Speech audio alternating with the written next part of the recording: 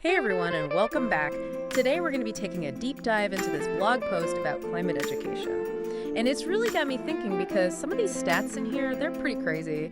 Like, do you know that kids born in 2020, Hmm. they're going to face something like 7 times more extreme weather Yeah. than someone who was born back in 1960? That's just, it's wild. Yeah, it is. And that's exactly why this whole climate education thing, Right. it's gaining so much traction. It's not just this like abstract future problem anymore. It's like, the UN Secretary General's actually calling climate change an existential threat.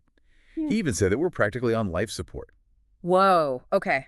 Life support. That's Yeah. a pretty intense way to put it. So like what does that actually mean in terms of what needs to happen? Like what are we even aiming for here? Well, the blog post lays out some pretty concrete targets. Okay. So we need to cut global greenhouse gas emissions Okay. by 45% by 2030. Got it. And then we need to hit carbon neutrality by 2050. And the truth is, we're not exactly on track to meet those goals. Oh no. It feels like we keep getting these wake-up calls too. Like, we just had those record-breaking temperatures in Antarctica and the sea ice is shrinking so much faster than anyone thought it would. Yeah. It's a prime example of how things are accelerating. And it's not just about the polar bears anymore. Right. This is about the whole planet's climate system kind of going haywire. Yeah. Okay, so we're seeing these effects. The targets are clear. Why aren't we seeing faster action? It feels like we've been talking about climate change for decades. Right.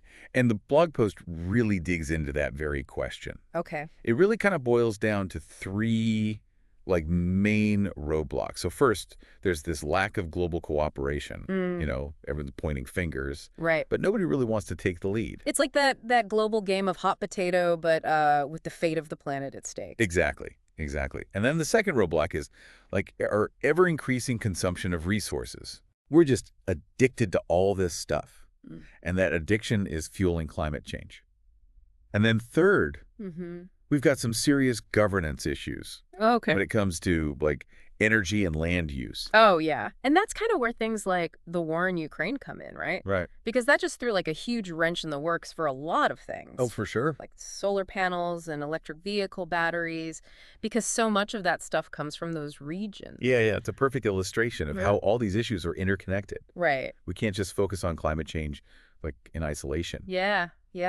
Okay, so the urgency is clear, the roadblocks are pretty daunting, and then this blog post brings up this concept of climate change ethics, which, I'll be honest, I had never really thought about before. It's a fascinating concept. So the author actually references the work of Donald A. Brown. Okay. And he argues that, historically, wealthy nations are the biggest culprits Right. when it comes to greenhouse gas emissions. Because they built their economies on fossil fuels for so long, right? Right. And now they're hesitant to kind of help out developing nations who are facing a lot of these consequences that they didn't necessarily create. Yeah. And that leads to some really complex questions about who's actually responsible for fixing this problem and who should pay for it, Right. Yeah. It's definitely a conversation we need to be having, even if it's a little bit uncomfortable. And speaking of responsibility, it's impossible to ignore the impact all of this is going to have on, younger generations. Yeah. That statistic about kids born in 2020 facing 2 to 7 times more extreme weather events. It's wild. It's just, wow, think about it. I mean, they're going to experience heat waves and floods and droughts and wildfires at a rate that we can barely even fathom. Yeah. It's a heavy burden for them to carry. It is. And it's no wonder we're seeing this surge in youth climate activism. They're the ones that are going to inherit this mess. And they're understandably frustrated. Right. With the lack of action from older generations. Oh, sure. They have the most at stake. Right. And they're often the ones pushing for bolder solutions, more immediate solutions. Totally. Their voices are crucial. Yeah. So where do we go from here? Amidst all the doom and gloom, is there any good news in all of this? There are some glimmers of hope, absolutely. Yeah.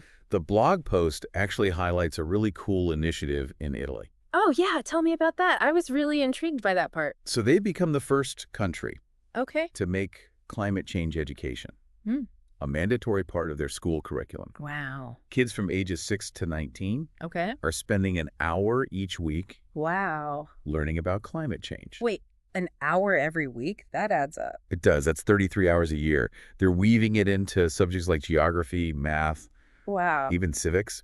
They're really trying to build a generation that is truly climate literate. I mean, what if we had been learning about climate change in school every week? Would things be different now? Who knows? It's like they're planting these seeds of awareness Yeah. that could blossom into a whole new generation of climate leaders. For sure.